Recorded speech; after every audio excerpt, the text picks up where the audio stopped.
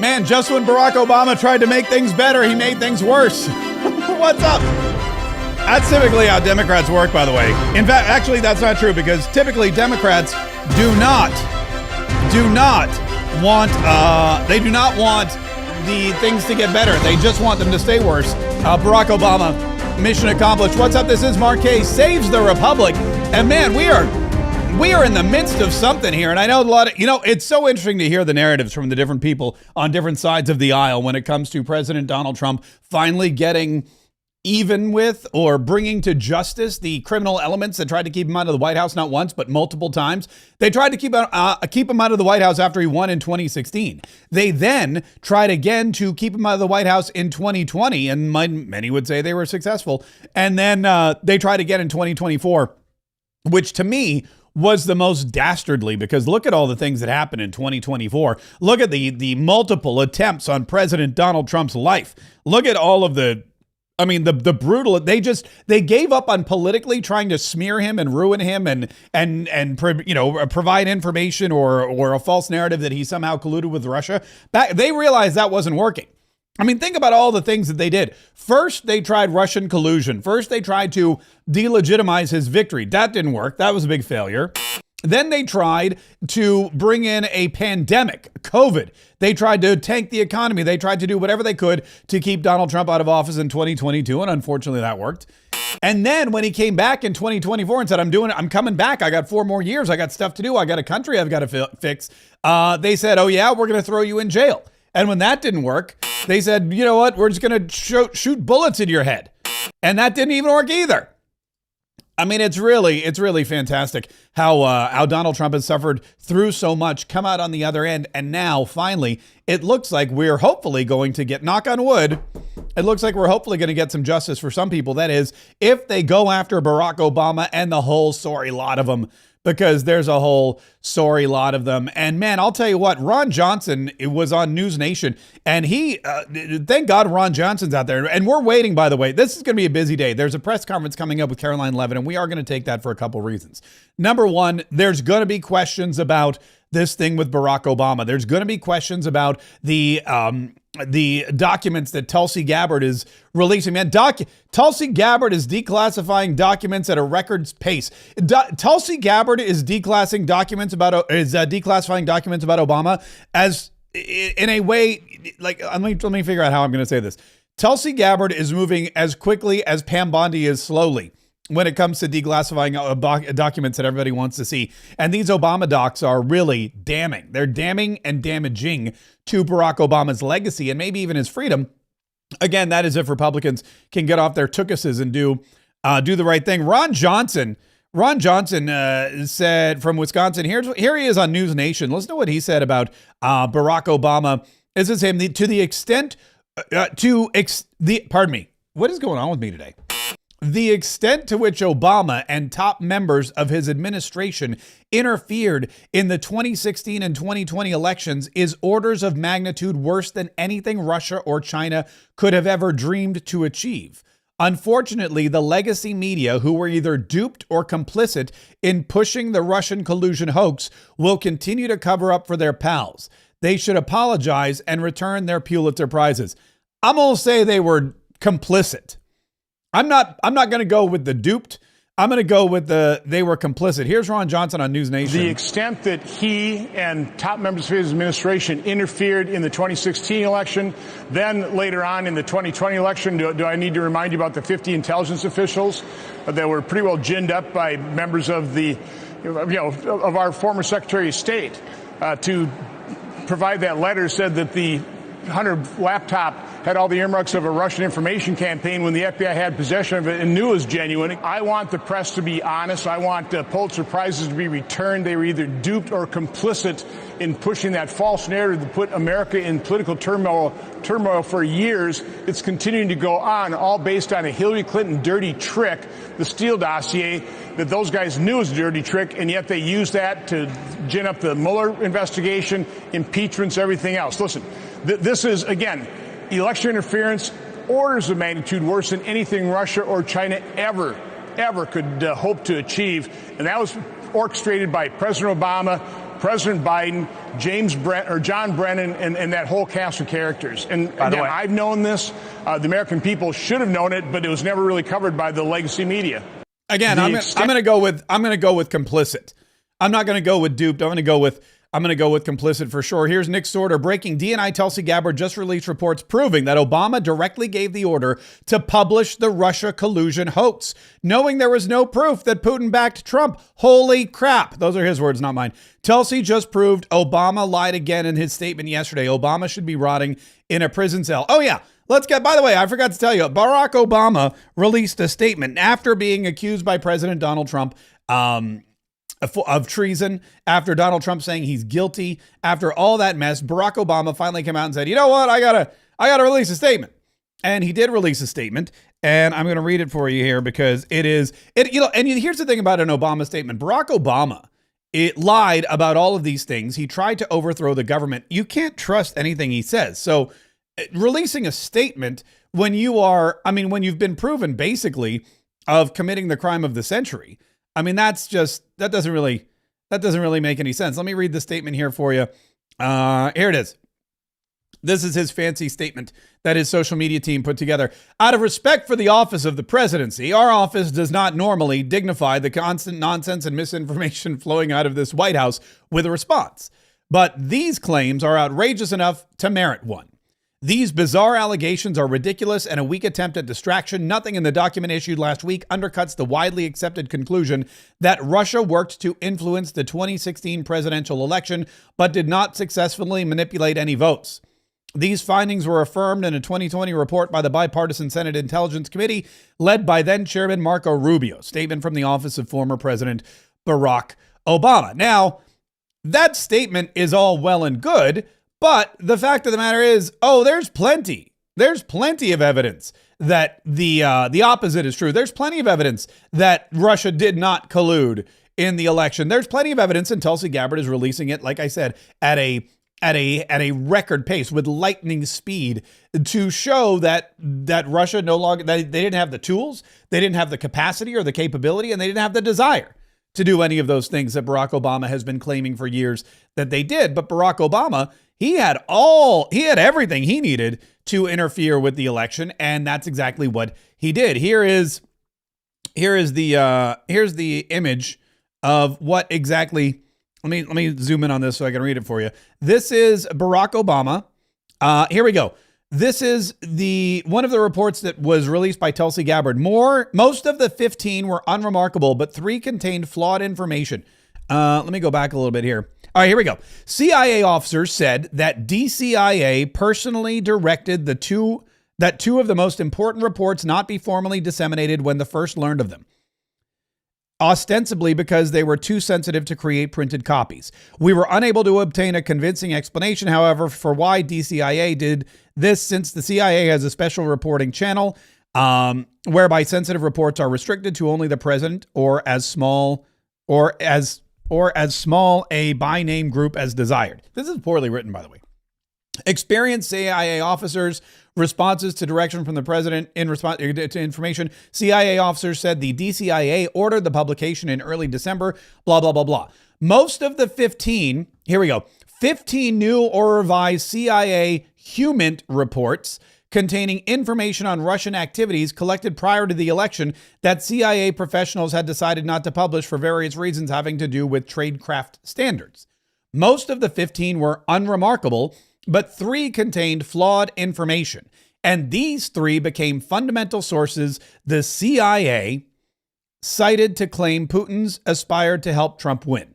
Senior CIA officers said some of the information in these reports had been judged to have not met various long-standing IC standards for publication, and that is why they had not been published when first acquired.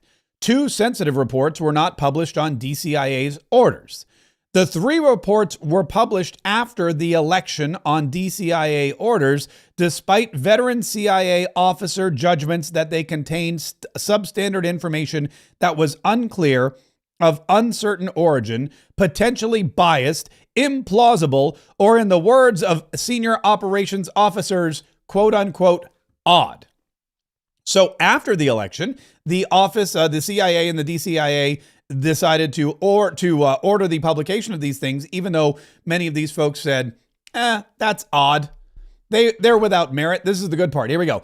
Acting on President Obama's orders, DCIA Brennan directed a full review and publication of raw human information that had been collected before the election. CIA officers said that some of this information had been held on the orders of DCIA, while other reporting had been judged by experienced CIA officers to have not met longstanding publication standards.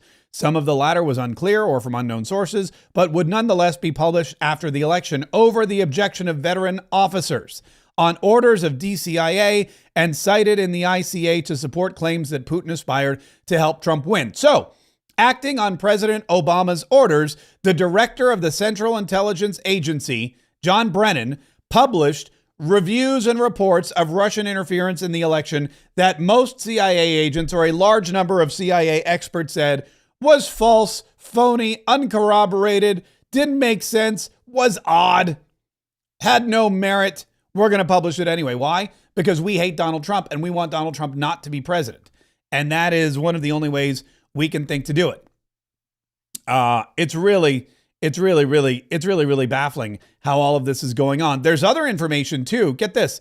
Jesse Waters, you remember the guy who was killed, the chef that was killed boarding at Barack Obama's estate? There's new information about that guy too. Everything. Look, the walls are closing on everything. Listen, this is Jesse Waters yesterday on Fox News. Listen to what he's reporting here about this guy that was paddleboarding on Barack Obama's property. Fox News alert, we have new information tonight in the drowning death of Obama's personal chef, Tafari Campbell. The Massachusetts State Police responded to our FOIA request and released their report with some redactions. According to the report, Obama was on the scene shortly after Campbell went missing. Report also states an unmanned female staffer jumped into the water when Tafari fell off his board, but it was already too late. He disappeared. We also now know that Secret Service has surveillance footage of Campbell from Obama's compound moments before he entered the water. So we're going to see if we can get that, and we may have that for you. Again, we're very, very sorry for Tafari's family. That was a serious, serious tragedy. I mean, look at that. We Listen to also that. now know that Secret Service has surveillance footage of Campbell from Obama's compound moments before he entered the water.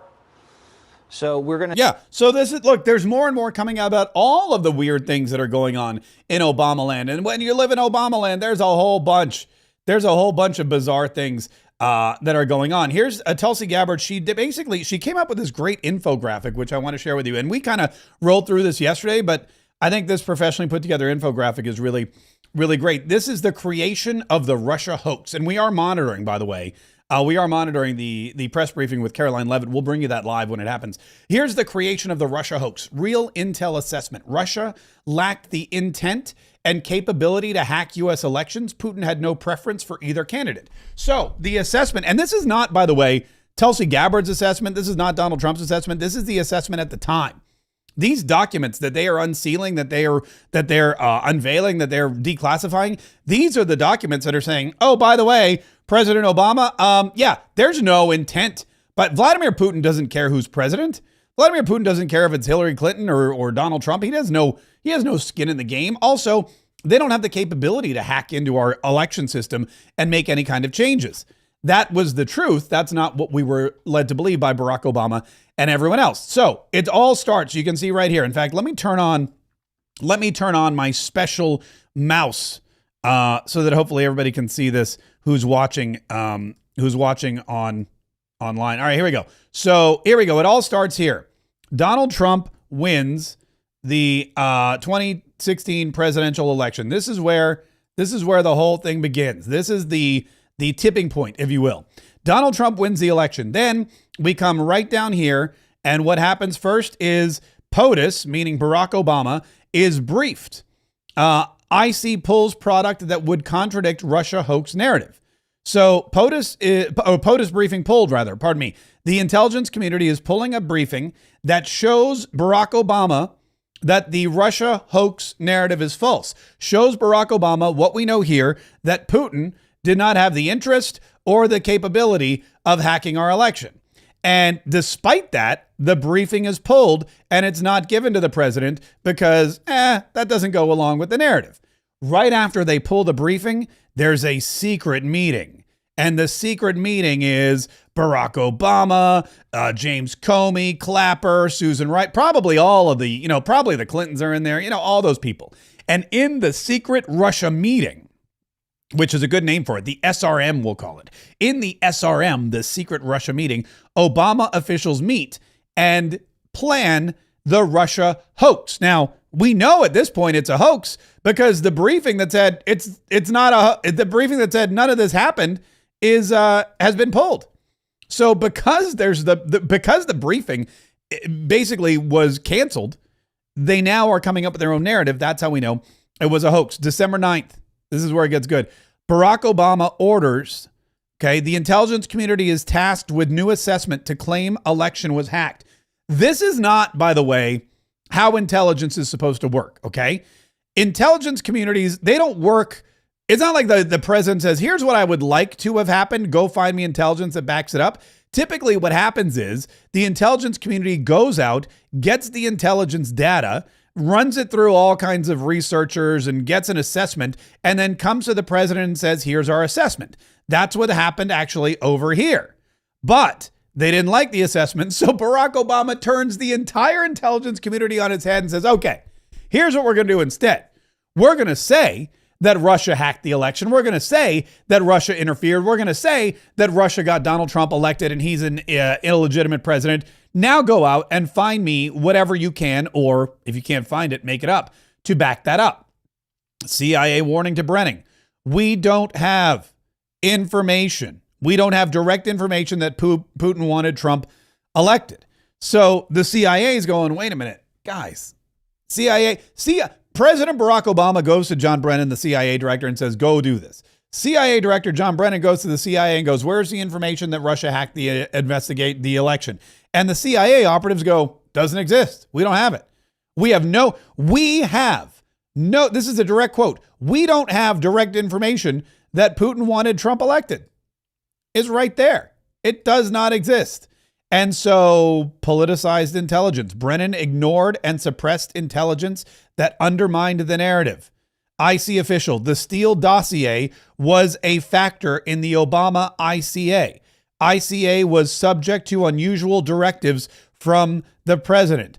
IC officials disregarded behavior that undermined idea that Putin wanted to help Trump. So these were unusual directives from the president, number one, which is true. We know that the Steele dossier was a factor, and we know that the Steele dossier was also a phony. And look at this. The IC disregarded behavior that undermined that Putin wanted to help Trump. So they knew that Putin didn't want to help Trump, but it doesn't matter. They just ignored it. Deep state leaks. This is very exciting. This is a great infographic, by the way. I don't know why all government agencies don't release infographics. It's way easier to follow along. Deep state leaks. Obama officials use their media propaganda arm to spread fake news. Look at this. The New York Times. I don't know if I can zoom in. The New York Times. Russian hackers acted to aid Trump in election, U.S. says. That, of course, was a lie. Now, it may not be a lie that the officials told that to the New York Times, but the New York Times went ahead and published it without corroborating it. The Washington Post. Secret CIA assessment says Russia was trying to help Trump win the White House. Now, this is really quizzical by the Washington Post because think about this. We know that it's a secret CIA assessment, so how did they get their hands on it? And we know, too, that it's false, that Russia was not trying to help Trump win the White House because over here we have this direct quote saying we have no information that Russia wanted Trump to win the White House. NBC News, U.S. officials, Putin personally involved in U.S. election hack. There was no U.S. election hack, but that didn't stop NBC News and the Washington Post and the New York Times and the rest of them from doing, whatever it is that they did. And then here's what they were hoping for. Fake weaponized assessment. Putin delivered a clear preference for Trump and aspired to help his chances of victory. And that led to pencil neck Adam Schiff and Nancy Pelosi and the House of Representatives doing their darndest. It led to the Mueller report. It led to 2 years of Donald Trump's first term as president locked up in a bogus impeachment scam known as the Russia hoax. Dun, dun, dun. And there you go. And that's Tulsi. That's the end. That's exactly how it worked. I mean, this is the lie. She's got more. Putin and Russian government helped Trump win the 2016 election. False. The truth is, we don't have indirect information that Putin wanted to get Trump elected. President Obama, former CIA Director Brennan, and others fabricated the Russia hoax, suppressing evidence showing Putin was preparing for a Clinton victory. That's the other part of this. Because Putin has intelligence. He's got, KGB, he's got all those things. Putin has his own intelligence. He's got spies. They're combing through the information. They're looking at all of these things, and they're thinking, oh, the woman in pantsuit, former first lady, she'd be president. That's what they're thinking. So they're preparing for that, and all of a sudden, Donald Trump comes in with this stunning victory, and even Russia is shocked. And the CIA knows it. The CIA knows there's evidence showing Putin was preparing for a Clinton victory. I mean, it couldn't be any clearer. If Putin's preparing for a Clinton victory, he's not hacking the election for President Donald Trump. The CIA suppressed that information. Lie number 2, the Steele dossier was not used as a source in the 2017 Obama intelligence community assessment. That too is a lie. The truth is, Brennan agreeing the dossier fails to meet Intel standards. So the Steele dossier, which cost $15 million to produce, which is weird because I could have written the same thing for like $100,000. The Steele dossier, which failed to do anything, comes out and it says Donald Trump paid hookers to pee on the bed that Barack Obama stayed in because he hated Barack Obama so much. This thing was bogus. Nobody believed it. Even CNN had their doubts. I think they still ran with it. And what happened was they used that to get a FISA warrant. They used it to spy on Donald Trump's campaign and Trump Tower. And John Brennan, who's the CIA director, there's nobody more well-informed in the government. What's going on here? There's no one more well-informed in the government. Why is this thing not drawing on there? Than the CIA director. Okay. The CIA director is the most well-informed person in the government. They know everything that's going on. And he said, there's nothing here. There's no standards. Not only did Brennan, Comey, Clapper, and others include the dossier, they overruled senior intelligence officials who warned that it was fabricated. It was fabricated and should not be used.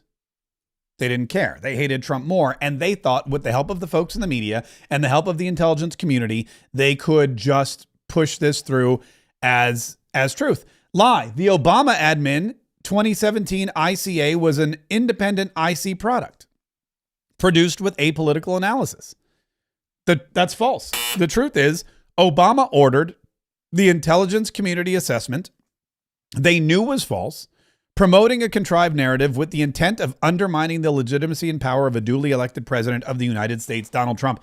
I mean, the implications of this are crazy. This is not Watergate, okay? In Watergate, let me explain to you. In Watergate, what do we know? We know that the Republicans or the White House or somebody, we know who it was. I mean, we know what was going on. They broke into the Watergate Hotel and they were looking for information that would help in the election. This is different. This is after the election. Barack Obama and his highest ranking intelligence community members, the director of the CIA, CIA intelligence officers, members of the White House and the administration, probably the vice president, probably the secretary of state, all of these people, they're working behind the scenes to create false narratives and false information and intelligence. They're not stealing information. They're making it up. That's even worse than Watergate. They're not stealing it. They're not breaking in somewhere and saying, hey, we broke in and we found all this information that could help us win the election. They were like, there's no information that could help us win the election. There's no information that proves Donald Trump was not elected, the duly elected president. There's no information that proves that Russia colluded and had a preference for Donald Trump. In fact, the opposite is true. We know, we have information and we have evidence that Vladimir Putin thought that Hillary Clinton was going to win and was preparing for her victory. We're going to bury that and we're going to make up our own falsehoods, our own lies. We're going to fabricate this elaborate scheme that's going to sink Donald Trump's presidency for 2 years and paint this false narrative. And now they're being found out. It's really, it's really crazy If you think about it, it's really, really wild and crazy. And this is, of course, all coming out now because, well, Tulsi Gabbard and the department and the national intelligence teams are declassifying all this information. Here's a clip, by the way, which we should play because it's fun, of Susan Rice, who, by the way, Susan Rice, she wasn't just a bigwig in Barack Obama's White House. She was basically the mind behind Joe Biden's administration. And a lot of people think she was the link. Barack Obama, he was sitting in his basement calling the shots, and he was doing it through Susan Rice. But here she is lying to PBS. Listen to this. Susan Rice, welcome to the program. Good to be with you, Judy. So we invited you on to talk about several things, but in the last few hours, we've been following a disclosure by the chairman of the House Intelligence Committee, Devin Nunes, that in essence, during the final days of the Obama administration, during the transition after President Trump had been elected, that he and the people around him may have been caught up in surveillance of foreign individuals and that their identities may have been disclosed. Do you know anything about this? I know nothing about this. I was surprised to see reports from Chairman Nunes on that count today. I mean, let's back up and recall where we have been. The President of the United States accused his predecessor, President Obama, of wiretapping Trump Tower during the campaign. Nothing of the sort occurred, and we've heard that confirmed by the director of the FBI, who also pointed out that no president, no White House can order the surveillance of another American citizen. That can only come from the Justice Department with the approval of a FISA court. So today, I really don't know to what Chairman Nunes was referring, but he said that whatever he was referring to was a legal, lawful surveillance, and that it was potentially incidental collection on American citizens. And I think it's important for people to understand what incidental means. That means that the target was either a foreign entity or somebody under criminal investigation, and that the Americans who were talking to those targets may have been picked up. She's lying about all of it, by the way. She's lying about everything. I don't even know if her name is Susan Rice. But basically, the FISA warrant was obtained illegally because they knew going into it that the Steele dossier was a fake. If you know the evidence that you're presenting to the court is fake, and you're presenting fake, phony evidence that you paid $12 million for in order to get a warrant to listen in on somebody who you're running against for president, then that's illegal. Yes, the FISA warrant was legally granted by the court, but it was based on illegal information.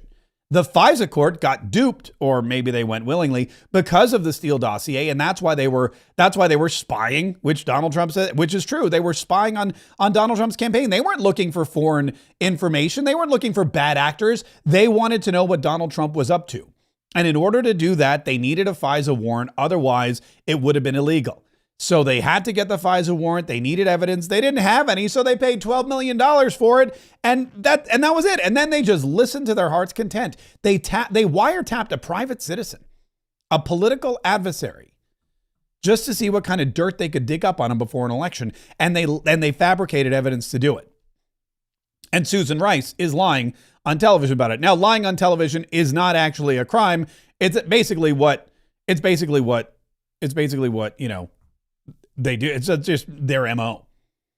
It is really fascinating what's going on with this whole thing. President Donald Trump yesterday, and we played a little bit of this in his press briefing, or in his back and forth with Ferdinand Marcos. He was there with Ferdinand Marcos Jr. from the Philippines. They were announcing a trade deal, and he took questions from the press, and he said, look, it's clear to us now that not only did this happen, not only was the Russian collusion hoax a hoax, not only was there fabricated evidence, not only do we know that they tried to subvert the will of the people in 2016 and 2020 and probably 2024 as well, not only did all that happen, but we now know that it was Barack Obama.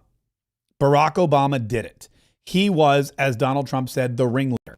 Barack Hussein Obama is the ringleader. Hillary Clinton was right there with him, and so was Sleepy Joe Biden. And so were the rest of them, Comey, Clapper, the whole group. And they tried to rig an election, and they got caught. And then they did rig the election in 2020, And then because I knew I won that election by a lot, I did it a third time, and I won in a landslide. Every swing state won the popular vote. But I won that all the same way in 2020. And look at the damage that was caused. Yeah. Donald Trump says, look, they tried over and over and over again to subvert the will of the people. They tried over and over and over again to rig these elections. And look at what happened. Look at what happened. Think about all the people that died because of this. This is no longer just election interference. Think about Laken Riley. Laken Riley is dead. Laken Riley is dead because Joe Biden and Kamala Harris, then border czar, allowed an illegal immigrant or multiple millions of illegal immigrants into our country, let them run rampant, aided and abetted them, and in a lot of ways enticed them to come into this country, let them run around totally unchecked, and Laken Riley was brutally, savagely murdered. So many other, Jocelyn Nungaraz, all of them. There's so many different situations that we've seen of Americans losing their lives to foreign invaders during Joe Biden's administration. And the only reason Joe Biden's administration happened was because of Barack Obama and the CIA and all of these things they tried to do to stop Donald Trump from being elected again. And look, don't think that the impeachment wasn't part of it. Donald Trump probably lost votes in 2020 because of the impeachment, which we know was fake. It was not just lawfare, but it was also public relations fair. It was lawfare. It was a a negative PR campaign that was not just fake news media reporting, but it established by Adam Schiff and the House of Representatives and Barack Obama himself before the midterms. Look at this. This is September 2018. This is Barack Obama just before the midterm elections. November 2018 is when Donald Trump lost the House. Nancy Pelosi came back to power and they started the impeachment process. Listen to him pushing the Russia hoax here, a hoax that he knows is a hoax, something he knows is fake because he wrote it. They're undermining our alliances, cozying up to Russia. What happened to the Republican Party?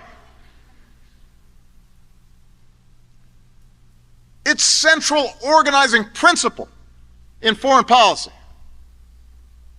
was the fight against communism, and now they're cozying up to the former head of the KGB, actively blocking legislation that would defend our elections from Russian attack. What happened? Seem utterly unwilling to find the backbone to safeguard the institutions that make our democracy work. I'm here to tell you that you should still be concerned with our current course and should still want to see a restoration of honesty and decency and lawfulness in our government. It should not be Democratic or Republican. It should not be a partisan issue to say that we do not pressure the Attorney General or the FBI to use the criminal justice system as a cudgel to punish our political opponents. Wow, the closer that we get to Election Day, the more those invested in the politics of fear and division will do anything to hang on to their recent gains. Who want to keep us divided and keep us angry and keep us cynical because that helps them maintain the status quo and keep their power and keep their privilege. In the end, the threat to our democracy doesn't just come from Donald Trump or the current batch of Republicans in Congress or the Koch brothers and their lobbyists or too much compromise from Democrats or Russian hacking. The biggest threat to our democracy is indifference. The biggest threat to our democracy, he's right, does not come from Russian hacking because there was no Russian hacking. It was a figment of your imagination. There was no Russian hacking. No Russians hacked anything. None of that happened. There was no, as Tulsi Gabbard has now told us, the Russians did not have the tools. They did not have the capability. They did not have the desire to hack into our elections, to make Donald Trump president over Hillary Clinton. They didn't have the tools, the capability, or the intent. It didn't happen. And there's Barack Obama 2 years later, after he knows that he failed. He knows that he and his CIA assessment, his phony, bogus assessment, failed miserably. Donald Trump is in the White House. The midterms are coming up. He knows the only thing he can do now is continue to perpetrate and perpetuate this lie, this myth, so that somehow the Democrats can get back into power in the midterms and they can punish Donald Trump the only way that they have left, and that is with impeachment. And it worked like a charm. And he's out there saying, you should not weaponize the agencies of government against your political adversary, which is exactly what he did, because his CIA director, his CIA assets, everything he had at his disposal was telling him, we have no evidence that Russia hacked our election. We have no evidence that Russia could do it or wanted to. Vladimir Putin is over there preparing to meet with President Hillary Clinton. He was reading the polls like everybody else. He thought President Hillary Clinton would be the one that he was dealing with, and he was probably thrilled because he knows that he could just buy her off, just like China did, just like anyone else who made a massive donation to the Clinton Foundation did. He probably thought, great, I'll just write her a big fat check and I'll be able to do whatever I want. I can walk all over because all she's about is the money and getting that bag. Donald Trump, though, Donald Trump's not about that. Donald Trump's already rich. Donald Trump really wants to make America great again. So Vladimir Putin had a problem. If anything, Vladimir Putin would not want President Donald Trump to be president, because look what happened. When Donald Trump came to office, Vladimir Putin wasn't able to invade anybody because he knew he would suffer the consequences. Look what's happening now. Donald Trump's taking a hard line with Vladimir Putin. Sanctions galore. They're trying to get him to cut out this war in Ukraine. It's not the cakewalk that Vladimir Putin had wanted. Donald Trump's sending more Patriot missiles to Ukraine so they can continue to defend themselves. It's really amazing how Barack Obama perpetuated this myth and this lie. And he had no choice once he started it to follow through with it. And to this day, he's continuing the lie. He's continuing to be unfaithful to the American people because he released this statement that said, out of respect for the office of the presidency, our office does not normally, he's still saying it's nonsense and misinformation, and that these claims are outrageous when we have actual factual information being released by the Director of National Intelligence that claims that he not only fabricated this, but he gave the direct order to the intelligence community to ignore what they knew and create a new narrative that pegged Donald Trump for a crime that not only did he not commit, but didn't even exist. And the media, the New York Times, the Washington Post, NBC, ABC, CNN, they were more than happy to go along with it. They were more than happy to chirp, chirp, chirp about Russian collusion, chirp, chirp, chirp about Donald Trump and the quid pro quo. They were more than happy to broadcast 24/7 the impeachment hearings. They were more than happy to watch Donald Trump and his lawyers try to fight back against Adam Schiff and Jerry Nadler and the rest of those clowns, because they knew it was ratings gold for them, and they gave each other Pulitzer prizes. And now we find out it was all a sham. It was all a lie. And Ron Johnson rightly is saying you should give those Pulitzer prizes back because they mean absolutely nothing. Caroline Levitt, while we wait for her to come out for the press briefing, was on yesterday, and she said, look, this is a problem for a couple reasons. Yes, it's a problem because it's probably the biggest crime ever perpetrated on the United States of America. And yes, it's probably treason. And yes, it's probably a horrible thing that Barack Obama did and could have really been the downfall of our democracy and our democratic republic. But also, as we mentioned before, look at all the harm it did in the 4 years of Joe Biden. President Trump inherited a complete mess from Joe Biden in the previous administration. And it's alarming to me that there were people in positions of power in this big, beautiful White House behind me for 4 years who just sat back and watched as our country was invaded by millions of illegal aliens from countries all over the world, many of them known terrorists, murderers, rapists, and drug dealers who made their way into American communities and were taking the lives of law-abiding American citizens who were raping and beating young girls like Jocelyn Nungare in Texas, or taking the lives of young women like Laken Riley in Georgia. And the people in this White House, including President Biden, heard those stories and did nothing to stop them. But that's why President Trump was reelected with an overwhelming mandate to secure our border and to conduct the largest mass deportation operation in American history. The Trump administration has been doing that. We have already deported tens of thousands of illegal alien criminals from our country. And because of the One Big Beautiful Bill, which was signed and passed in a historic fashion in breakneck speed, ICE and Border Patrol will now have a historic amount of funding to have more resources to remove these public safety threats from our country and make America safe again. It will take more time to do it, but this administration and this president are not going to rest until all of these illegal alien criminals are deported from our country. We must be a nation of laws or America will cease to exist. And this is a law and order president. I think that in a way they knew that eventually the chickens would come home to roost. I think that they had to have known it. I mean, why else would you allow so many people into this country so quickly? Why else would you allow so many people into this country to take over our streets and to run rampant? Why would you put them up in hotel buildings in New York City and in school gymnasiums? Why would you force your own Democrat mayors who were begging you for help to shut up and ignore it? I'll tell you why in just a minute. First, everybody. though, let's get to the press briefing with Caroline Levitt today, who will speak momentarily, which is happening. But first, I we would have a like special to begin guest with a message from the White House to the families of the victims in the brutal murder case in Idaho, who were sharing their heart-wrenching stories about their loved ones before the court today and addressing the evil killer who took 4 precious souls. We are so sorry for the grief and the pain you have experienced at the hands of such a vicious and evil killer. Our nation grieves with you, and we will never forget the precious souls who were lost in this horrific act of evil. If it were up to the president, he would have forced this monster to publicly explain why he chose to steal these innocent souls. May God bless and watch over everyone affected by this unimaginable tragedy, especially the parents who lost their children. Let me begin with a few scheduling items off the top. Later this afternoon, President Trump will deliver the keynote address at the Winning the AI Race Summit here in Washington, D.C.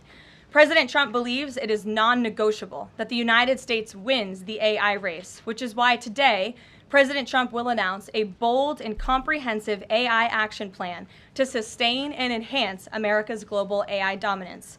Under President Trump's leadership, our country will lead the world in AI to secure a brighter future for all Americans, massively grow our economy, and protect our national security. The president will also sign 3 executive orders at the event this afternoon. On Friday morning, President Trump will travel to Scotland for a working visit that will include a bilateral meeting with Prime Minister Starmer to refine the historic U.S.-UK trade deal. On the topic of trade, yesterday, President Trump accomplished something no other president has ever achieved. The president secured and announced 3 major trade deals with the Philippines, Indonesia, and Japan, all in one day. President Trump is finally putting a stop to our country getting ripped off. As a result of the president's successful negotiating tactics, many foreign markets are now being opened to American industries for the very first time, and harmful trade barriers are being broken down. Thanks to President Trump, these countries around the world are agreeing to open their markets to American-made products and goods for the first time, which will lead to a boom in sales and profits for American businesses right here at home. As President Trump said, he will only lower tariff rates if a country agrees to open their market to American-made products. If not, they will continue to face tariffs and pay a steep price to do business in the United States of America, which remains the best market on the face of the planet. Also this week, the president officially marked 6 months here at the White House. He made big promises to the American people on the campaign trail last year, and he has unquestionably delivered on those promises in record time. The president has defeated the Biden inflation crisis to make America affordable again. Core inflation is currently at its lowest level in 4 years, and prices for everyday goods are falling. The president's pro-growth policies have fueled massive job growth across our country. Since the president has taken office, our economy has added nearly 700,000 new jobs, with native-born American workers accounting for all job gains. The president has put the economic needs of families and of workers first. He signed the largest tax cuts for the middle class in American history, including no tax on tips, overtime, and Social Security. We have also seen the president unquestionably deliver on his promise to secure our southern border.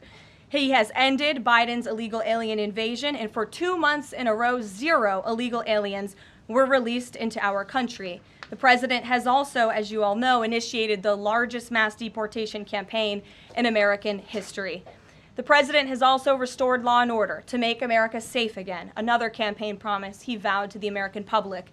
The United States of America is currently on track for its lowest murder rate on record, following this shift from the last administration to the Trump administration. The president has also ended Joe Biden's reckless war on American energy. U.S. oil and natural gas production are now surging, and summer gas prices reached their lowest level since 2021. The president has also rebuilt our military, another campaign promise. He just signed the largest military investment in decades to modernize our armed forces with cutting-edge technology to replenish our stockpiles and provide American troops with the best equipment in the world. The U.S. Army, Navy, Air Force, and Space Force have all reached their recruitment goals months in advance. The president has restored America's standing on the world stage, brought back peace through strength, and brokered numerous peace agreements to end wars. Again, all of this in just 6 months. By the way, the guy in Idaho just got Iran's sentenced nuclear program to to end the war life in between prison. Israel and Iran, got He'll NATO die in members to raise prison. their defense spending to 5% of GDP, and secured a ceasefire between India and Pakistan, as well as brokering a historic agreement between Rwanda and the Democratic Republic of the Congo. The president has already received 3 different Nobel Peace Prize nominations for his peacemaking efforts. Again, all of this progress, all of these accomplishments have occurred in just 6 months. We are truly just getting started, and we look forward to working with all of you for the next 3.5 years. On another matter, over the past few days, Director of National Intelligence Tulsi Gabbard has unveiled shocking new evidence that former President Barack Obama and top aides in the Obama administration conspired to subvert President Trump's 2016 election victory and undermine the democratic will of the American people, while publicly pretending to engage in a peaceful transfer of power. In private, former President Obama went to great and nefarious lengths to try to sow discord among the public and sabotage his successor, President Trump. The new evidence released by the Director of National Intelligence, who is here with me today, confirms that the Obama administration We just went through that. politicized intelligence, which was later used as the justification for baseless smears against President Trump Tulsi's in there. an That's effort great. to try to delegitimize his victory before he even took the oath of office. The truth is that President Trump never had anything to do with Russia, and the Russia collusion hoax was a massive fraud perpetuated on the American people from the very beginning. And the worst part of this is Obama knew that truth, and so did all of the other corrupt officials involved in this scam, including former CIA Director John Brennan, former Director of National Intelligence James Clapper, former FBI Director James Comey, former Deputy Director Andrew McCabe, and many others. Director of National Intelligence Gabbard's report further confirms what we already knew. There was no collusion, no corruption, except on the part of Barack Obama and the weaponized intelligence agencies at the time. The Russia hoax was a blatant lie, all ginned up by Democrat political operatives that were signed off on by then President Obama and leaked to the news media to launch a years-long witch hunt against President Trump and his first administration. They like that Allies ginned up of the term. president, including his own son, Donald Trump Jr., were disgustingly smeared as Russian assets, and some even had their lives destroyed because of this vicious lie. The president's first 2 years in office had this fake distraction hanging over it, and endless resources, time, and political capital were spent having to debunk these lies from the highest levels of our government. Now, nearly 10 years later, thanks to the declassification of documents by Director Gabbard, the truth has finally come to light. And this truth vindicates President Trump, his family, and his many allies and associates who were smeared with defamatory lies. President Trump was right from the beginning about all of this, and we are grateful that justice can be served. Now, we have even more damning evidence implicating those who tried to sabotage a duly elected president and did grave material harm to our republic. Thanks to additional important work done by CIA Director Ratcliffe, Committee Chairman Rick Crawford over the past few months, a newly declassified 2020 report prepared by the House Permanent Select Committee on Intelligence, which DNI Director Gabbard has declassified, found that the intel community did not have any direct information that Russian President Vladimir Putin wanted to help elect President Trump in 2016. And in fact, Russia was actively preparing for a Hillary Clinton victory. Oh, thank God that didn't happen. But at the unusual direction of Barack Obama at the time, the intel community published implausible intelligence suggesting otherwise. Why? To sabotage the incoming president. Dun, dun, This is dun. truly one of the greatest political scandals in American history. Truly. And reporters at legacy outlets, some of which are sitting in this room today, like the New York Times and the Washington Post, Call 'em out. were ridiculously awarded Pulitzer Prizes for their perpetuation of this hoax. Call 'em It's out. well past time for those awards to be stripped from the journalists who received them. It is not journalism to propagate political disinformation in service of the Democrat Party and those in the intelligence community who hand over out of context and fake intelligence to push a false political narrative. All true. I will now pass it over to the Director of National Intelligence, Tulsi Gabbard, to speak more about all of this, and then we will open it up for questions. This is afterwards. exciting. Tulsi, thank you for being here. Thank you very much. Good afternoon. At President Trump's direction and with the support and coordination with the House Intelligence Committee Chairman Rick Crawford, today we've released a declassified Oversight Majority Staff report that was produced in September of 2020. The stunning revelations that we are releasing today should be of concern to every American. This is not about Democrats or Republicans. This has to do with the integrity of our democratic republic and American voters having faith that the votes cast will count. There is irrefutable evidence that detail how President Obama and his national security team directed the creation of an intelligence community assessment that they knew was false. They knew it would promote this contrived narrative that Russia interfered in the 2016 election to help President Trump win, selling it to the American people as though it were true. It wasn't. The report that we released today shows in great detail how they carried this out. They manufactured findings from shoddy sources. They suppressed evidence and credible intelligence that disproved their false claims. They disobeyed traditional tradecraft intelligence community standards and withheld the truth from the American people. In doing so, they conspired to subvert the will of the American people who elected Donald Trump in that election in November of 2016. They worked with their partners in the media to promote this lie, ultimately to undermine the legitimacy of President Trump and launching what would be a years-long coup against him and his administration. We're here today because the American people deserve the truth, they deserve accountability, and they deserve justice. The records that we released on Friday that were ODNI records, Senator Chuck Grassley's release on Monday of what is known as the Clinton Annex, which was an appendix to the Department of Justice Office of Inspector General's 2018 report, as well as the House Intelligence Committee's majority oversight report that we're releasing today, all come back to and confirm the same report. There was a gross politicization and manipulation of intelligence by the Obama administration intended to delegitimize President Trump even before he was inaugurated, ultimately usurping the will of the American people. I'm going to go over the key findings from the House Intelligence report, which investigated the claims that were made by an intelligence community assessment ordered by President Obama and published in January of 2017. By the way, this is why they didn't First, want Donald Putin's Trump coming back. principal interests relating to the 2016 election were to undermine faith in the U.S. democratic process, not show any preference of a certain candidate.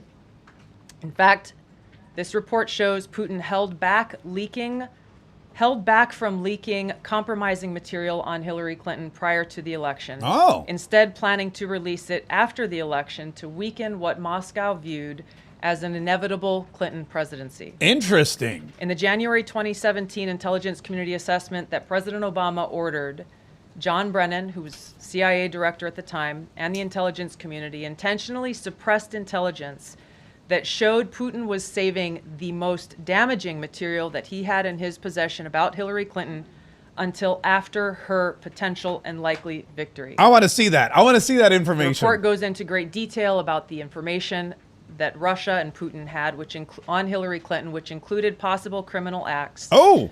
Like secret meetings with multiple named U.S. religious organizations in which State Department officials offered, in exchange for supporting Secretary Clinton's campaign for the presidency, significant increases in financing from the State Department. Oh. They also had documents that showed the patronage of the State Department to State Department employees who would go and support Hillary Clinton's presidential campaign. There were high-level DNC emails that detailed evidence of Hillary's, quote, psycho-emotional problems, uncontrolled fits of anger, aggression, and cheerfulness, and that then Secretary Clinton was allegedly on a daily regimen of heavy tranquilizers. Yikes, what? That's crazy. Then CIA Director Also Brennan believable. and the intelligence community mischaracterized intelligence and relied on dubious substandard sources to create a contrived false narrative that Putin developed a quote-unquote clear preference for Trump. Brennan and the IC misled lawmakers by referencing the debunked Steele dossier to assess quote-unquote Russia's plans and intentions, falsely suggesting that this dossier had intelligence value when he knew that it was discredited. The intelligence community excluded significant intelligence and ignored or selectively quoted reliable intelligence that contradicted the intelligence community assessment's key findings on Putin's alleged support for Trump. Including this intelligence reporting would have exposed the ICA's claim as implausible, if not ridiculous. The intelligence community assessment omitted reliably sourced information, such as how some Russian intelligence officials were quote-unquote planning for candidate Hillary Clinton's victory, while others assessed neither Trump nor Clinton would respect Russia's interests. As was reflected in the ODNI documents that we released on Friday, multiple intelligence community assessments released in the months leading up to the November 2016 election concluded that Russia had neither the intent nor capability to impact the outcome of the U.S. election. On December 5th of 2016, the FBI and ODNI gave the House Intelligence Committee its first post-election classified briefing, in which there was no mention of Putin aspiring to elect Trump by either agency. The Presidential Daily Brief, drafted on December 8th of 2016, stated that no Russian or criminal actors impacted vote counts. This document was pulled just hours before it was to be published due to quote-unquote new guidance. If it had been published, it would have been briefed to both President Obama and President-elect Donald Trump. Ah, that's why they pulled On it. December 9th, 2016, That's National why they Security pulled it. Council meeting was called to gather President Obama's senior national security officials, which included CIA Director Brennan, then Obama DNI James Clapper, Susan Rice, and others. Following that secret meeting, DNI Clapper's assistant sent an email to the intelligence community with the subject line, POTUS tasking on Russia election meddling, That's tasking huge. ODNI leaders to create a new assessment per the president's request. That's huge. The House Intelligence Committee Oversight Report that we released today reveals that, quote, unlike routine intelligence community analysis, the intelligence community assessment was a high-profile product ordered by the president, President Obama. It directed senior intelligence community agency heads and created an intelligence community assessment limited to just 5 analysts, using one principal drafter. This is why, by the way, the Not deep state something hates that Tulsi occurs Gabbard. in the normal path of producing an intelligence community assessment that reflects the views across the intelligence community. Former Democrat, by the way. The production of this intelligence community assessment was subject to unusual directives directly from the president and senior political appointees, especially the former director of the CIA, John Brennan. The House Intelligence Committee Oversight Report also shows how later that same day, on December 9th, Brennan ordered the publication of quote-unquote substandard reporting on Russian activities, which had previously been withheld from publication of prior assessments because the information was judged, quote, to have not met long-standing publication standards. Some of the information later used in the Obama-ordered assessment over the objections of veteran CIA officers was, quote-unquote, unclear or from unknown sources. The Intelligence Committee's Oversight Report reveals that CIA Director Brennan overruled senior CIA officers who challenged the Obama-ordered intelligence assessment, stating, quote, we don't have direct information that Putin wanted to get Trump elected. Yet, the Obama-directed assessment was published on January 6, 2017, which explicitly stated, quote, we assess Putin and the Russian government aspired to help President-elect Trump's election chances when possible by discrediting Secretary Clinton and publicly contrasting her unfavorably to him, end of quote. The CIA and FBI, then led by John Brennan and James Comey, expressed high confidence in this judgment, while the NSA expressed moderate confidence. Yet, as the report we released today shows, the ICA, the Intelligence Community Assessment, did not cite any report where Putin indicated helping Trump win was an objective. The opposite is true. With regards to the Steele dossier, we now know that one of the source documents that the Obama administration used in the creation of this intelligence assessment in January of 2017 was none other than the discredited, unverified Steele dossier. The House Intel report states, quote, contradicting public claims by then CIA Director Brennan that the dossier was not in any way incorporated into this intelligence assessment. The dossier was referenced in the intelligence assessment's main body text and further detailed in a 2-page assessment annex. John Brennan lied, and he denied using this dossier in this intelligence assessment that President Obama ordered because he knew it was discredited. It was a politically motivated, manufactured document. He directed senior CIA officials to use it anyway. CIA officer told the House Intelligence Committee staff as they investigated this, quote, the director of the CIA, John Brennan, refused to remove it, and when confronted with the dossier's many flaws, responded, quote, yes, but doesn't it ring true? Even the bipartisan Senate Select Committee on Intelligence report published in 2020 criticized the FBI's handling of the Steele dossier, noting its completely unverified nature and purposeful sidestepping of intelligence community procedures in its use. Now, President Obama, Hillary Clinton, John Brennan, James Clapper, James Comey, and others, including their mouthpieces in the media, knowingly lied as they repeated the contrived narrative that was created in this January 2017 intelligence community assessment with high confidence as though it were fact. John Brennan, as CIA director, stated in a memo to his agency staff in December of 2016, saying, quote, there is strong consensus among us on the scope, nature, and intent of Russian interference in our presidential election. This was reported by NBC News, confirming that Brennan, along with James Clapper and James Comey, agreed with the CIA's assessment that Russia intervened to help Trump win the presidency. As Obama's Director of National Intelligence, James Clapper was tasked with overseeing the creation of this assessment in January of 2017 by President Obama, and he expressed confidence in its findings. In a 2018 interview with the Harvard Gazette, he talked about how he provided Trump with the same classified assessment that President Obama received, which included the high confidence judgment that Putin directly ordered the hacking and election interference. Clapper then went on to add, I think they, the Russians, actually influenced the outcome.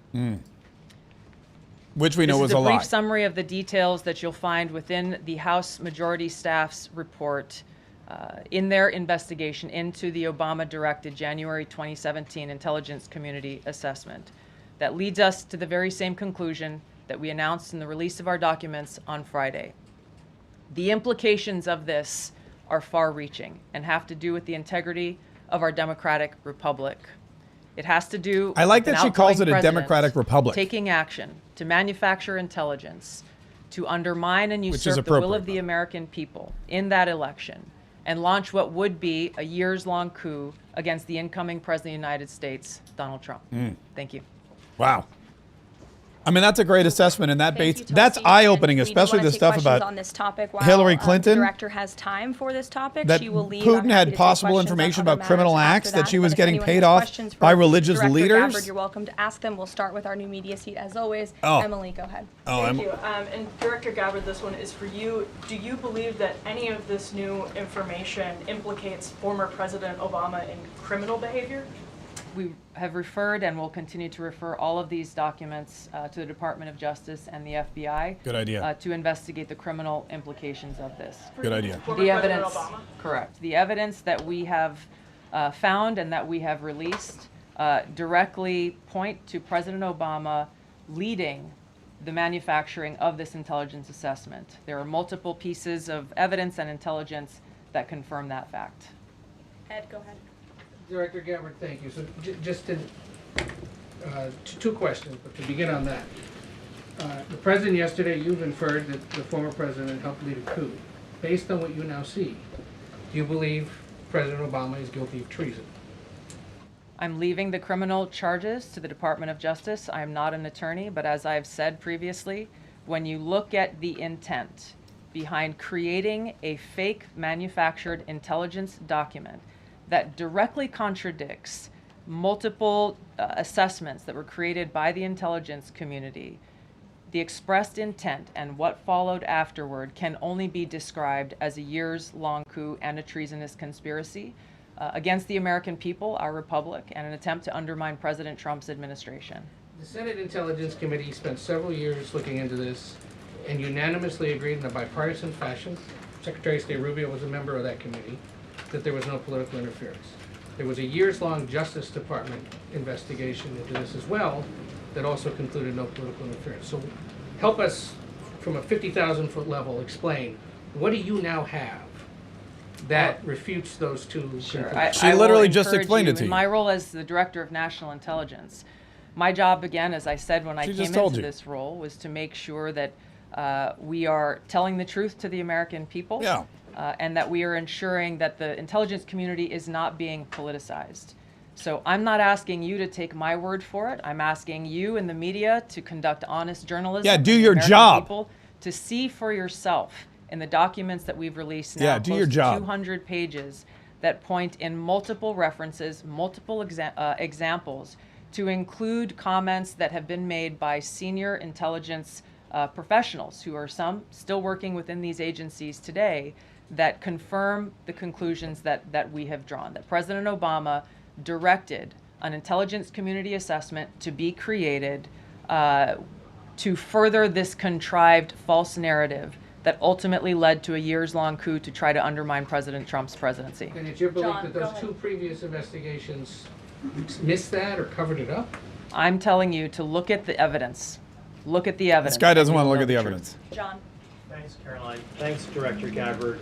You declassified these documents, if I'm not mistaken, Friday of last week, correct? We released them on Friday of last week, the first tranche, yes. This isn't the first time that President Trump has been president of the United States. He was president from 2017 Thank you, Captain to Obvious. 2021. Couldn't the prior DNI under President Trump have declassified these documents? And why didn't that DNI do that at that time? I can't speak to what happened there. There were several DNIs under the first Trump administration. President Trump faced many challenges from those who were working in the government who sought to undermine his presidency. Why. That's been clearly detailed.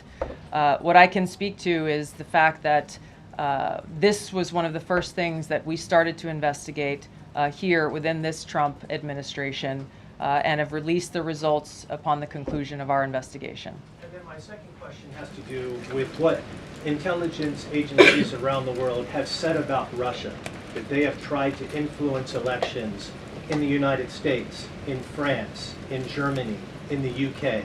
Do you disagree with that? Do you believe that Russia is a bad actor as it relates to trying to influence elections? I'll point back to the intelligence that President Trump has ordered declassified, that we have declassified and released, that the intelligence reflects Russia's motives were to try to sow discord and chaos within the U.S. election, which is a clear distinction from showing a preference for or against a specific candidate, which is what the Obama manufactured intelligence document alleges, that Russia preferred Donald Trump and tried to help Donald Trump get elected. Again, going back to the most important point here, with the intent to undermine the legitimacy of President Trump's election and therefore subvert the will of the American people who chose to send him to the White House. Reagan.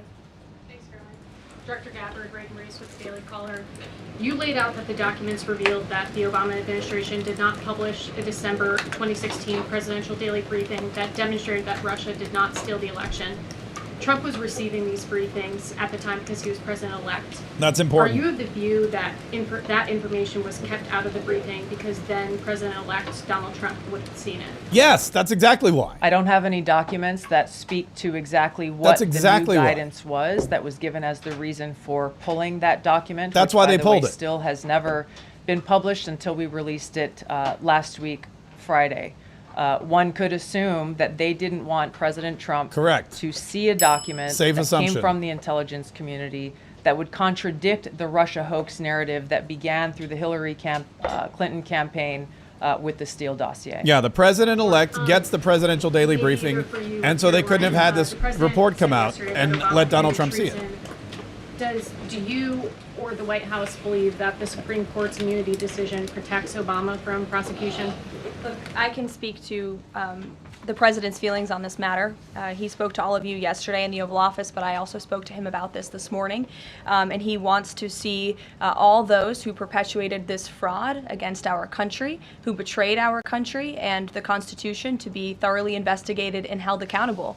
And it's been 10 years of this. And I would just add, based on everything the director has said and declassified, all of you in this room should go through it and take a look at this report and review the intelligence, because unfortunately that hasn't happened. And many of the people who perpetuated this hoax, Clapper, Andy McCabe, James Comey, and many others, have been hired by major networks in this room to go on television and continue to spew these lies, knowing that they are lies. And if you all recall, just flashback to 2016 and the years after, the entire Trump 1 presidency was embroiled in this scandal that was perpetuated by the Democrat Party. And you had major Democrat Party officials in this city, namely Adam Schiff, Hillary Clinton, Elizabeth Warren, who went on television and told the American people, Donald Trump is an asset of Russia. It was a lie. They always knew it. Hillary Clinton herself said that President Trump would be a puppet for Putin. Senator Tim Kaine at the time called President Trump Vladimir Putin's defense lawyer. Adam Schiff stated, and one of the worst things a lawmaker can do is to tell the American people, I know something you don't know, it's just classified and I can't tell you. And that's what he said. I can tell you that the case is more than that. I can't go into the particulars, but there is more than circumstantial evidence now. And not enough people in this room, not enough journalists in this country pushed Adam Schiff to say, what are you talking about? What evidence do you have? Yeah, you guys Everybody suck. just ran with the lies, and it led to impeachments. It led to the division of our country. Unfortunately, so many Americans, from listening to outlets in this room, believed in these lies. And it's a complete scam, and it's a scandal, and the president wants to see accountability for that. Yeah. Phil. Thank you. A question for Director Gabbard.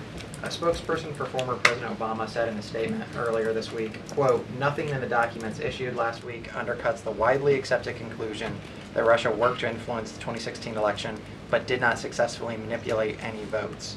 How do you respond to critics like former President Obama and also others on the Hill who say that the administration is conflating apples and oranges here, conflating allegations of actual hacking of voter machines and allegations of interference generally?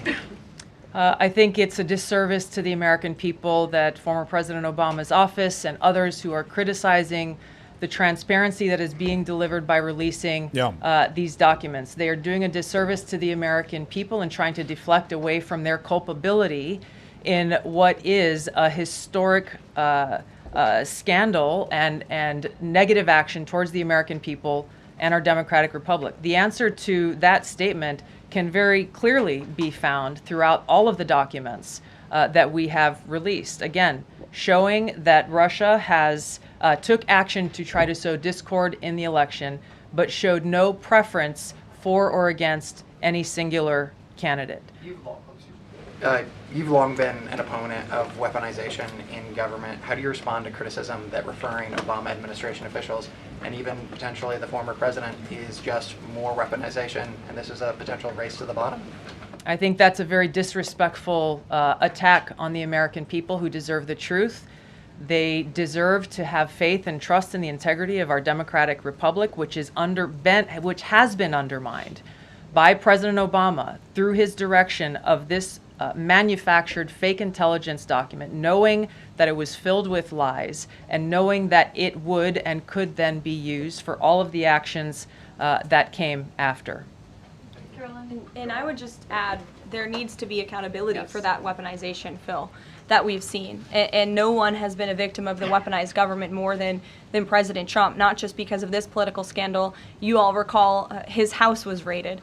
So I think, it's very disingenuous for people to say, how dare they speak of former President Obama about this based on evidence and based on intelligence, when the former president of the United States, Donald Trump's home was raided, when he was forced to sit in a Manhattan courtroom and many other courtrooms across the country for crimes he never committed, when he was impeached and indicted, and the entire country witnessed that. That's the weaponization of justice. Now the president is back because the American people see the truth. Nearly 80 million Americans reelected him back to this office, and he believes that we need to have justice and accountability. And I think the nearly 80 million Americans who reelected him agree with that. Caitlin. Thank you, Caroline. 2 questions for Director Gabbard just on this. Director Gabbard, you referenced the past intelligence reports and assessments on this, including that 2017 one that was signed off, as Ed noted, by every Republican on the Senate Intelligence Community, including the acting chair of the time, now Secretary of State Marco Rubio, who said in a statement that they did not find any evidence of Russian collusion, but they did find, however, is very troubling, and they found irrefutable evidence of Russian meddling. One, are you saying that he's wrong in that statement that he made then? And secondly, what would you say to people who believe that you're only releasing these documents now to improve your standing with the president after he said that your intelligence assessments were wrong? Well, first, I want to correct something that you stated, which was wrong. Citing the Senate Intelligence Committee's report as being one and the same. I think you said the intelligence community. The Senate Intelligence Committee has a very different function than the Office of the Director of National Intelligence. Yeah, she doesn't know that. The evidence and the intelligence that has been declassified and released is irrefutable. I'm going to let Caroline speak to Secretary Rubio. I'll speak to both questions. First, on Secretary Rubio, he put out a statement in 2020 following that Senate Intelligence Committee report, and he said what they found is troubling. We found irrefutable evidence of Russian meddling, which the Director of National Intelligence just confirmed for all of you, that Correct. Russia was trying to sow distrust and chaos. But what's the outrage in this that Secretary Rubio did not say at the time, the Democrats were saying at the time, is the fact that the intelligence community was concocting this narrative that the president colluded with the Russians, that the president's son was holding secret meetings with the Russians, all of these lies that were never true. Correct. And he also said at that time, we discovered deeply troubling actions taken by the FBI under Comey, particularly their acceptance and willingness to rely on the Steele dossier without verifying its methodology or sourcing. The Steele dossier that many outlets in this room ran as the gospel truth, and it was cooked up and paid for by the Clinton campaign. As for your second question, Caitlin, I think who is saying that she would release this to try to boost her standing with the president? Who has said that? Well, the president has publicly undermined her when it came to Iran. He said she was wrong. He told me that she didn't know what she was talking about. That was on Air Force One on camera. The only people who are suggesting that the Director of National Intelligence would release evidence to try to boost her standing with the president are the people in this room who constantly try to sow distrust and chaos amongst the president's cabinet, and it is not working. I will just answer your question directly. I am with the President of the United States every day. He has the utmost confidence in Director Gabbard. He always has. He continues to, and that is true of his entire cabinet, who is all working as one team to deliver on the promises this president made. Does anyone else have questions for Director Gabbard? And then we'll turn it over to a couple other questions. Christian, go ahead. Yeah, thank you, Director Gabbard. She basically said, "Who's saying it?" I said it. You mentioned the previous DNIs during the president's first term. One of them reports to you right now, if I'm not mistaken, John Ratcliffe. So have you not spoken to him about why this information was not declassified during the first term? He was in that position for a very short period of time. The work that began back then, we have picked up and absolutely completed. We are continuing to investigate this. Additional whistleblowers are now coming forward. It's a dumb question. They're basically saying, the truth to come to light. We didn't investigate this back then accountability either, but why didn't you? The accountability is the essential part of this. We can show the truth, reveal the truth. The accountability needs to occur to be able to start to restore that trust in the integrity of our democracy. And then just quickly, I know you said you would leave the charging to DOJ, but the statute of limitations on conspiracy is 5 years. So what else could they possibly pursue besides treason? I think that's a great question for Attorney General Pam Bondi. Yeah, that's the Department of Justice. We're providing all of the evidence, all of the intelligence that we have. Go with treason. Unredacted versions. Just go with treason. Referring it to the Department of Justice. I think that's what we all want, right? I'm hoping for treason. Who's betting for treason? How credible was the information about Hillary Clinton's powerful said that it was from sourced from the DNC. Have you seen that information, or do you think that maybe Russia was overemphasizing what they had? All I have seen is what the Intelligence Committee have reported through their investigation. I think the underlying point there is that we understand from intelligence what Russia said that they had. And the important point here is that if they were trying to influence the election, as President Obama and James Clapper and John Brennan, everybody said they were doing in order to support Donald Trump's election, they would have released the most damning of that information, some of which I detailed here. You'll find the rest in the report, prior to the election to help Donald Trump win. They specifically withheld what they had on her, the most damning information, because they thought that she would win the election. They had plans to release it just prior to her inauguration to, again, sow discord and chaos in America. That'd be great. That would have been great. I mean, not the fact that she was inaugurated, but the fact that she would have been embarrassed. In some way to any kind of intelligence, either foreign or domestic? I haven't seen any evidence or information that reflects that. If anything comes before me that changes that in any way, support the president's statement loud and clear. If any credible evidence comes forward, he wants the American people to see it. Great. Director Gabbard, we thank you for your time today. I know you're a busy woman, so we'll let you get out of here, but thank you so much. Okay. I know there's many issues going on today across the world and here at home. If you have any other further questions, I'm happy to take them. Ed, why don't you go ahead? Yeah, thank you, Caroline. So the Japan trade deal, is that Japan trade deal? I'm going to turn this down for just a little bit because we're going to get to the Japan trade deal, which is exciting and stuff like that, but not as exciting as this, which is great. So just to recap, let's recap a little bit of what we've learned from Tulsi Gabbard, the director of national intelligence, who just came out. This is exciting. She said that Russia had in its possession and was planning to release compromising information and damaging material about Hillary Clinton, the Secretary of State back then. Unfortunately, which we all remember. And she was running against President Donald Trump and she lost. But the issue at hand, or what everyone seems to be pointing to, what the director of national intelligence just said, is that everybody in Russia, Vladimir Putin, his intelligence agencies, were reporting that Hillary Clinton was going to win, that she was going to be the president. And so they were planning to release all of this compromising information, this damaging information about Hillary Clinton. And they were going to do that right before the inauguration. They thought Hillary was going to win, and they wanted to embarrass the pantsuit off of her.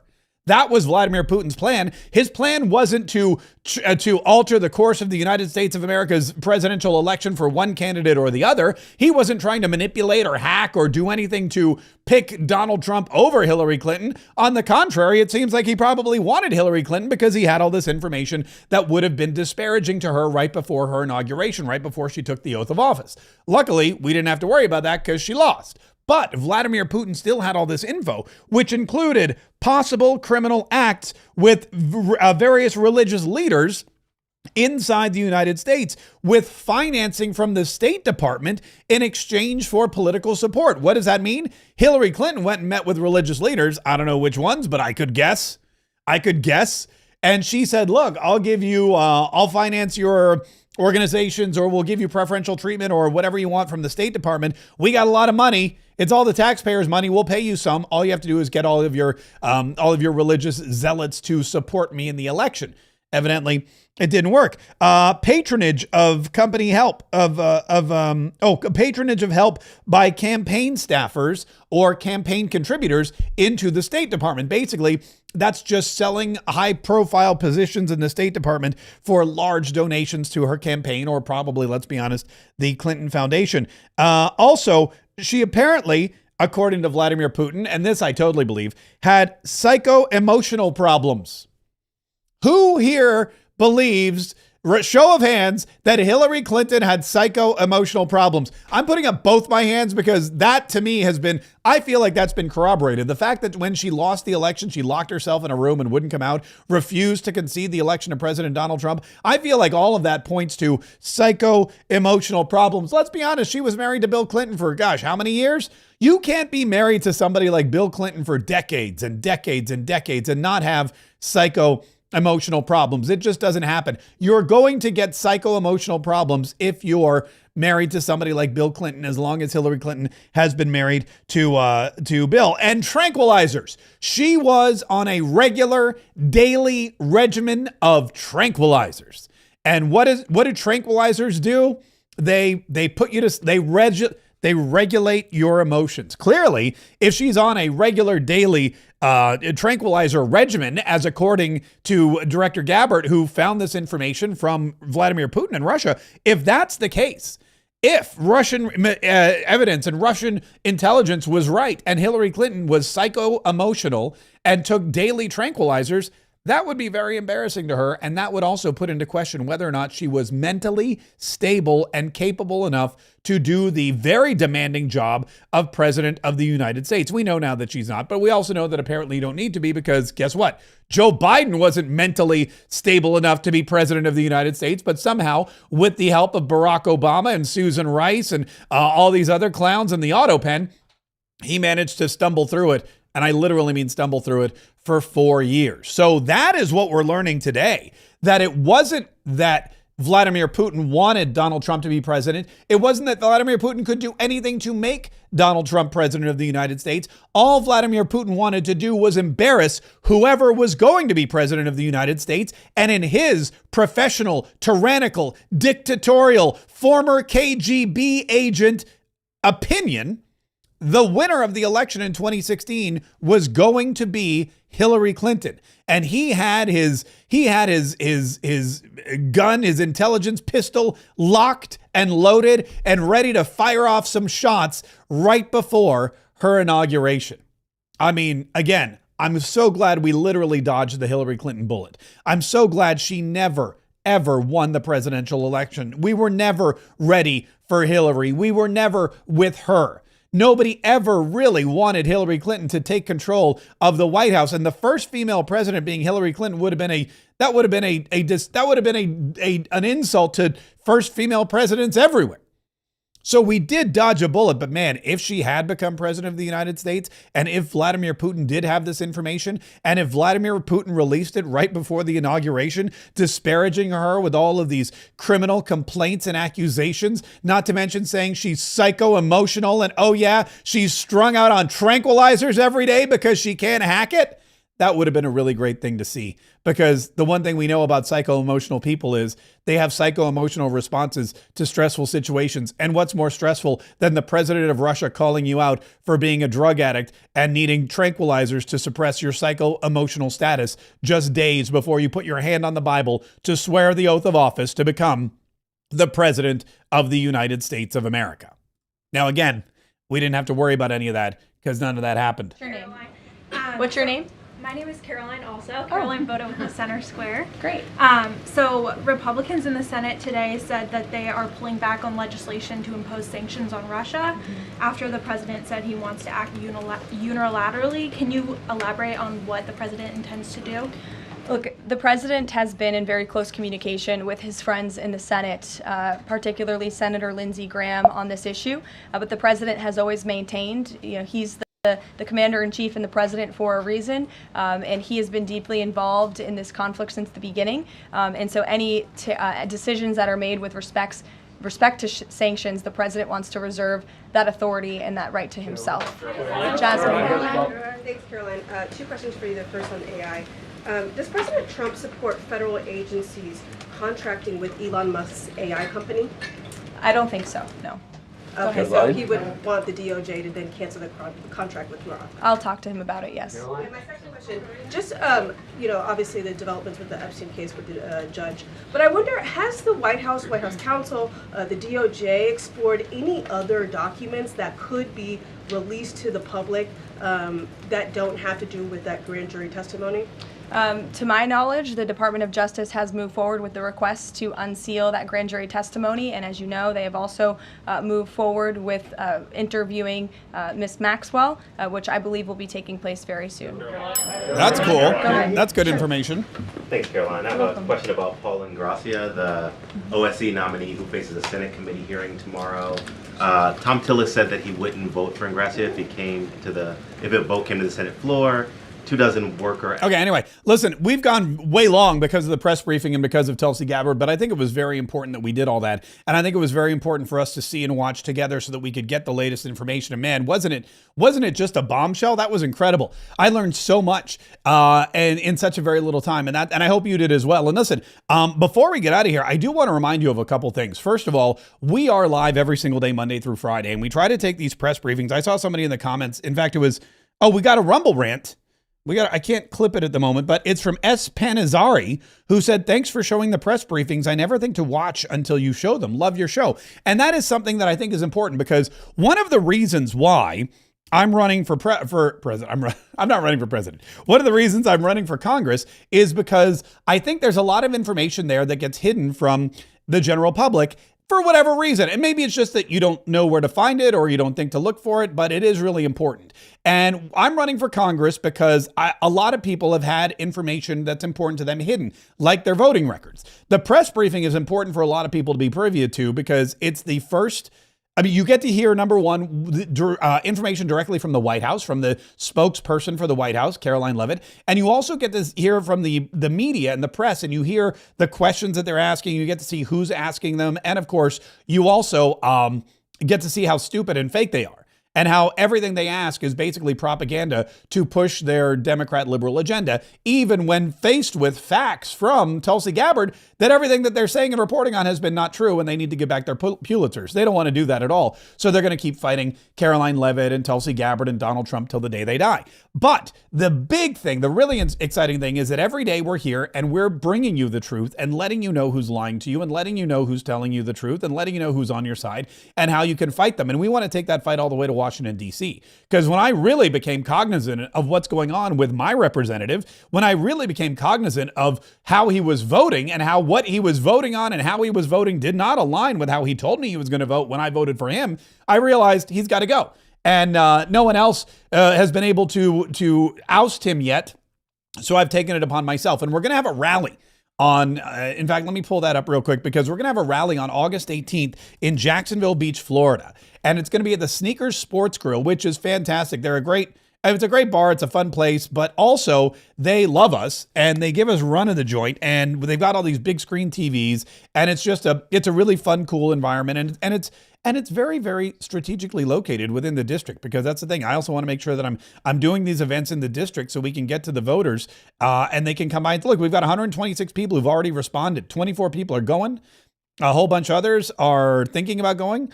And we appreciate everybody who's look, 102 are interested. There's a little map. You can go there. You can read all about the event. It's the Mark Kaye for Congress Countdown to Primary Day Rally. Why is it a countdown to Primary Day? Because August 18th is 1 year until Primary Day. 1 year until Primary Day. And we're going to start counting down every single day that we're campaigning to oust John Rutherford. So if I were you, head to the campaign page right there, or you can head to Mark Kaye for Congress and make a donation, because like I said, we're going to need all the help we can get, whether you show up in person or whether you make a donation online.